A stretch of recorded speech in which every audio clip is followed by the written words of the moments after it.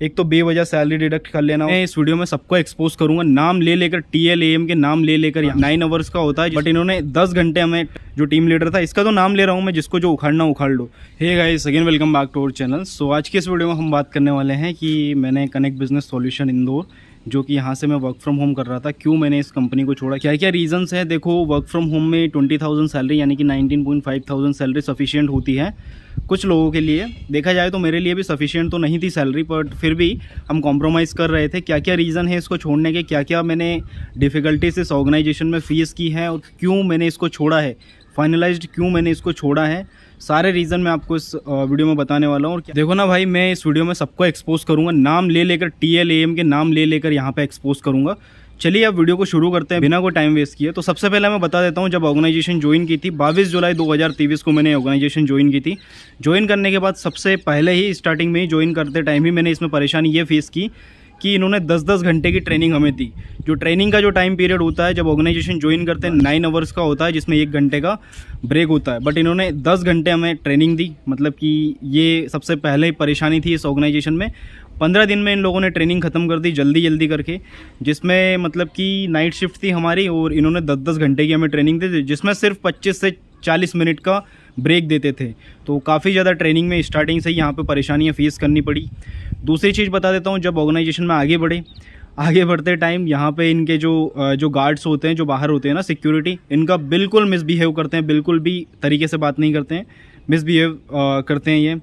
तीसरी चीज़ मैं आपको इस ऑर्गेनाइजेशन की बता देता हूँ। मेरे साथ एक परेशानी हुई थी कि जब मैंने इसको ज्वाइन किया था तो यहाँ पे ना एक पार्किंग की समस्या है।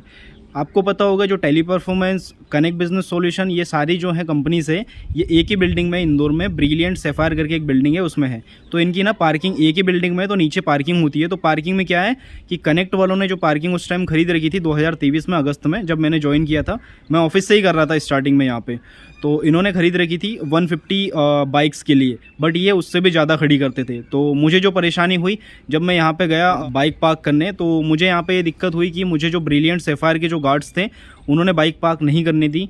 1 दिन चला, 2 दिन चला, मैंने तीसरे दिन टीम लीडर को भी बताया, जो कि टीम लीडर का नाम बता देता हूँ, कृष्णपाल राठौर उस टाइम पे टीम लीडर था, जो कि इनका टीम लीडर अभी भी यहाँ पे काम कर रहे हैं ये।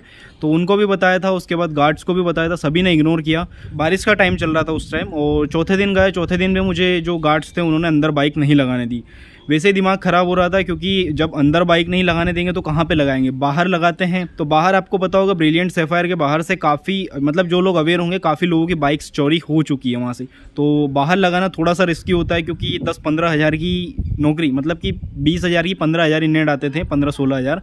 तो उसकी इतनी सी नौकरी के लिए आप लोग 1 लाख की बाइक को रिस्क दे सकते हैं क्या? जवाब है बिल्कुल नहीं, क्योंकि हम रिस्क नहीं ले सकते भाई इसके लिए। तो मैंने टीम लीडर को बोला, उस टाइम भी किसी ने नहीं सुना। तो आपको पता होगा, ऑर्गेनाइजेशन में एक ऑप्शन होता है टिकट रेस करने का, माई वॉइस का। तो मैंने यहाँ पे टिकट रेस कर दिया। मैंने कोई गलती नहीं की, मैंने टिकट रेस किया। टिकट रेस करने पे एडमिन ने मुझे बुलाया है कि तुमने टिकट क्यों रेस किया। उन्होंने थोड़ा सा मुझसे, मतलब कि थोड़ी अपर टोन में बात की। तो मैंने बताया, मैंने सेम रीज़न दिया कि मेरी 1 लाख की बाइक है, आपकी 15,000 की नौकरी के लिए मैं उसको रिस्क में नहीं ले सकता। एडमिन ने मुझसे, मतलब बिल्कुल सही से बात नहीं की थी, उन्होंने थोड़ी सी टोन ऊपर की थी। तो मैंने भी बोल दिया था उनको, जो जेन्युइन रीज़न था वही बता दिया था कि ये रीज़न है। मैंने इसके लिए टीम लीडर को बताया, सबको बताया, मैंने जो मैट्रिक्स है सारी फॉलो करी, किसी ने कोई हेल्प नहीं की। तो उन्होंने बताया कि ठीक है, टीम लीडर को भेजो मेरे पास। अब मैं वापस से फ्लोर पे आया तो कृष्णपाल राठौर और हमारे जो सर थे, ट्रेनर जो थे, मैं उनका नाम नहीं लेना चाहूँगा क्योंकि सही नहीं होता है, क्योंकि बहुत ही सही इंसान है वो, बिल्कुल, मतलब कि बहुत ही अच्छा गाइडेंस देते हैं। बाकी जो कनेक्ट बिजनेस सॉल्यूशन में है वो उनको जानते होंगे, क्योंकि एक ही सही ट्रेनर है वहाँ पे, सब लोगों को पता है। तो वो यहाँ पे डेस्क पे वो बैठे थे, यहाँ पे केपी खड़ा था, कृष्णपाल राठौर जो टीम लीडर था, इसका तो नाम ले रहा हूँ मैं, जिसको जो उखाड़ना उखाड़ लो। ये मेरे ऊपर इतनी खतरनाक तरीके से चिल्ला है भाई, इतनी खतरनाक तरीके से चिल्ला है। ये बात है अगस्त की बात है, बहुत बदतमीज़ तरीके से इसने मेरे से बात की, मेरा दिमाग ख़राब हो गया भाई। मैं उसी टाइम फ्लोर से निकला, कैफेटेरिया में गया, आधे घंटे में सिर पकड़ के बैठा रहा। मेरे को बहुत गुस्सा आता, मैं किसी की नहीं सुन सकता भाई। मैं ना, अगर किसी ऑर्गेनाइजेशन में काम कर रहा हूँ, बिल्कुल टाइम टू टाइम सारा काम करूँगा, टाइम से आऊँगा, टाइम से जाऊँगा, सारी चीज़ें टाइम से करूँगा, और बिल्कुल रूल्स टू रूल्स फॉलो करता हूँ मैं सारी चीज़ें। बट उसके बाद भी अगर मेरे ऊपर कोई चिल्लाता है ना, मेरे को बहुत गुस्सा आता है। चलो, अपने को जॉब की ज़रूरत है, तो अभी कहीं पे मिलेगी भी नहीं, क्योंकि एज अ फ्रेशर है और अभी ज्वाइन किया 1-2 महीने हुआ है, तो चलो कर लेते हैं। मैंने सुन लिया उसकी बात। ये सब सुनने के बाद फिर आगे सिलसिला यही चलता रहा कि कृष्णपाल राठौर जो है हमारे 2 महीने तक हमारे टीम लीडर रहे, हमारी बैच में लगभग 22 लोग थे। 22 में से किसी एक बंदे से भी, अगर कनेक्ट वाले देख रहे हैं, किसी एक बंदे की भी लिस्ट उठा लो और पूछ लो कि कृष्णपाल राठौर कैसे बात करता था, जो केपी था कैसे बात करता था ऑर्गेनाइजेशन में। बिल्कुल बदतमीजी से बात करता था, हर कभी चिल्ला दिया किसी के ऊपर। और यहाँ की एक प्रॉब्लम है, अगर हम लोग इसके लिए ज़्यादा डिस्प्यूट करते हैं ना कि आप तो हमसे ऐसे बात कर रहे हो, तो ऑर्गेनाइजेशन में एक, आप सभी को पता है कि यहाँ पे एक रूल्स होता है। मिंत्रा जो प्रोसेस थी इसमें एक रूल्स था कि 3 फेटल अगर आ गए हमारे तो हमें एग्जिट करना होता है। मतलब कि हम एब्सकॉन्ड हो जाते हैं या फिर जो भी रहता है उसका एग्जिट करना होता है ऑर्गेनाइजेशन से, उसी दिन हमें निकाल देते हैं। तो यहाँ पे 1-2 केसेस मैंने देखे जिन लोगों ने किसी भी चीज़ के लिए ज़्यादा डिस्प्यूट किया है ना, उनके इंस्टेंट वहीं पर क्वालिटी वालों ने कॉल ऑडिट किए, 3 फेटल चढ़ाए, निकलो भाई तुम यहाँ से।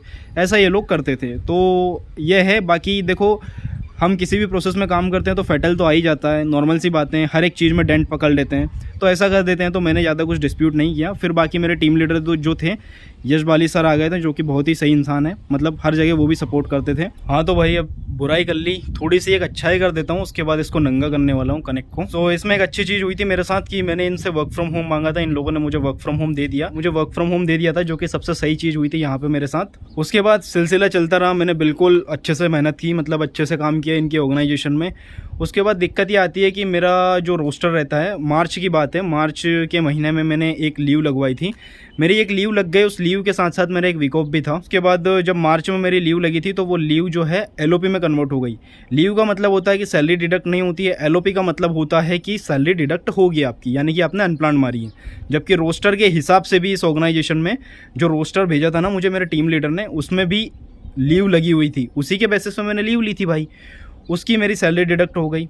उसके लिए मैंने 2 महीने तक डिस्प्यूट किया, सिर्फ 500-600 रुपये के लिए, कि मेहनत की चीज़ है, मेहनत की कमाई है, मेहनत की कमाई क्यों ही छोड़ूं मैं। मैंने उसके लिए 2 से 3 महीने तक डिस्प्यूट किया कि मेरी सैलरी कब आएगी।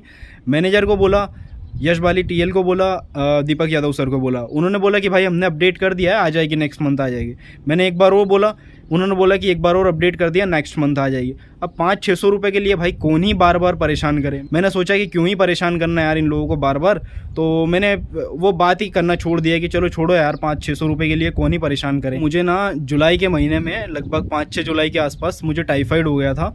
देखो कंपनी की एक पॉलिसी ये भी है कि अगर आप बीमार हो जाते हो या फिर कोई और रीज़न रहता है, मतलब कि हर मंथ ना कंपनी की तरफ से 2 लीव आपको दी जाती है। अगर आप वो लीव नहीं देते हो ना तो वो आपकी प्रोफाइल में पड़ी रहती है, या तो आप बीमार हो जाते हो या फिर जब भी आपको ज़रूरत रहती है वो लीव आप ले सकते हैं। तो मुझे क्या है कि लास्ट मंथ जुलाई के महीने में ना मुझे टाइफाइड हो गया था, तो मैंने ज़्यादा छुट्टियां नहीं मारी थी टाइफाइड में। अब टाइफाइड हुआ है तो थोड़ा सा रेस्ट तो करेगा ना इंसान, लगभग कॉल तो नहीं ले सकता ना, थोड़ा सा रेस्ट भी ज़रूरी होता है, आप सभी लोगों को पता है। तो जुलाई के महीने में मैंने 3 दिन की अनप्लान्ड लीव मारी थी, मतलब कि मैंने काम नहीं किया था। मैंने ना इन लोगों को उसका मेडिकल भी बना के भेजा था, उसके बाद भी इन लोगों ने मेरी वहाँ पे एलओपी मार्क कर दी, यानी कि मेरी सैलरी डिडक्ट होगी इसके लिए, जो कि टोटली गलत है। अगर ऑर्गेनाइजेशन में लीव दे रहे हैं आप, अगर हर महीने आप 2 लीव किसी एम्प्लॉय को दे रहे हो, अगर वो नहीं ले रहा है तो एटलीस्ट यार बीमार हुआ है उसमें तो आप उसको करेक्ट करो, मतलब किसी और चीज़ में मत करो, बट बीमार हुआ है उसमें तो करना चाहिए ना यार। मैंने 3 एलओपी मारी, 3 दिन की छुट्टी मारी, जिसकी मेरी सैलरी अगस्त के महीने में जो सैलरी आई थी उसमें डिडक्ट हो गई। मैंने टीम लीडर को बोला, उन्होंने मेरे से बोला कि मैंने बोल दिया था करेक्शन कराने के लिए, शायद ना हुआ हो तो अगले महीने में सैलरी आ जाएगी। मैं कहा भाई मैं क्या पागल हूँ, पिछले एक बार जिसकी गलती ही आपकी थी, जिसका जो रोस्टर है वो आप सभी लोगों ने ही बना के भेजा था, जिसमें लीव लगी हुई थी उसका पैसा आप लोगों ने काट लिया, और अब तो मतलब मैंने मेडिकल बना के भेजा उसके बाद भी आप लोगों ने मेरी सैलरी काट ली। I am done with your organisation यार, मुझे यहाँ पे काम करना ही नहीं है। मैंने ये सब बोल दिया, मैंने ऑलरेडी इसको समझ लिया कि अब यहाँ पे काम करना ही नहीं है, कि ये सैलरी भी डिडक्ट कर रहे हैं, उसके बाद सैलरी भी नहीं दे रहे हैं, मतलब ऐसी चीज़ें कर रहे हैं ये लोग। तो क्या ही काम करना है इस ऑर्गेनाइजेशन में, एक तो बेवजह सैलरी डिडक्ट कर लेना, उसके बाद अपनी अगर कोई इशू हो गया तो उसके लिए लीव भी करेक्शन नहीं कर पाना। मेरी अभी भी बकेट में पता हो तो 11 लीव पड़ी हुई थी, उसके बाद मैंने इस ऑर्गेनाइजेशन को छोड़ा है। तो ये परेशानियाँ मैंने इस ऑर्गेनाइजेशन में फेस की है। सैलरी डिडक्शन मेन इशू है मेरा। और आपको एक इंटरेस्टिंग सी बात बताऊँ, जब मैंने इंटीमेशन डाला था ना, तो इंटीमेशन के बाद मेरे पास HR का कॉल आया। एल्विन फ्रांसिस करके एक HR है, उन्होंने मेरे से क्या बोला पता है आप लोगों को, कि आपका क्या इशू है जॉब छोड़ने के पीछे। मैंने बोला सैलरी डिडक्शन है, अनवांटेड सैलरी डिडक्ट कर रहे हैं। भाई क्या बोलता है मेरे से, अगर आपका ये सैलरी डिडक्शन का इशू रिजोल्व करवा दें तो आप इंटीमेशन रिवोक कर लोगे। मतलब उसका कहने का मतलब कि आप लोग समझो कि अगर रिवोक कर लोगे, अगर आपका सैलरी का इशू रिजोल्व करवा देंगे तो आप क्या इंटीमेशन रिवोक कर लोगे। मतलब कि भाई मैं अगर इंटीमेशन रिवोक नहीं करूंगा, मैं ऑर्गेनाइजेशन छोड़ूंगा तो आप लोग मेरी सैलरी खा जाओगे। बहुत बहुत गलत एक्सपीरियंस रहा भाई, बहुत गलत एक्सपीरियंस रहा। उसके बाद भी मैं आप लोगों को बता देता हूँ कि अभी भी मैंने 1-2 लोगों से और बात की, मैनेजर ने, काफ़ी लोगों ने कॉल किया, सबका यही रीज़न है कि अगर सैलरी का इशू रिजोल्व करवा दे तो आप इंटीमेशन रिवोक कर लोगे। मैं कहा भाई अगर रिवोक नहीं करूँगा तो तुम मेरी सैलरी खा जाओगे। मैंने बोल दिया भाई तुम लोग खा जाओ मेरी सैलरी, मुझे तुम्हारी ऑर्गेनाइजेशन में टिकना ही नहीं है। अभी मेरी सैलरी भी नहीं आई है, अगर वो भी आप लोग खा जाए ना कनेक्ट वाले, तो भी मुझे घंटा फ़र्क नहीं पड़ेगा आपकी ऑर्गेनाइजेशन से। मैं वीडियोस नहीं बना पा रहा था, अभी कुछ वीडियोस आएंगी इंदौर जॉब से रिलेटेड, क्योंकि जॉब सर्च करेंगे तो उससे रिलेटेड आएगी, इंटरव्यू प्रिपरेशन से रिलेटेड आएगी वीडियोस। अगर आपको पसंद आ रहा है तो वीडियो को लाइक करना, चैनल पर नए हो चैनल को सब्सक्राइब करना। Thank you so much for watching this video. बाकी अगर आपका और कुछ ओपिनियन हो तो आप मेरे साथ शेयर कर सकते हैं।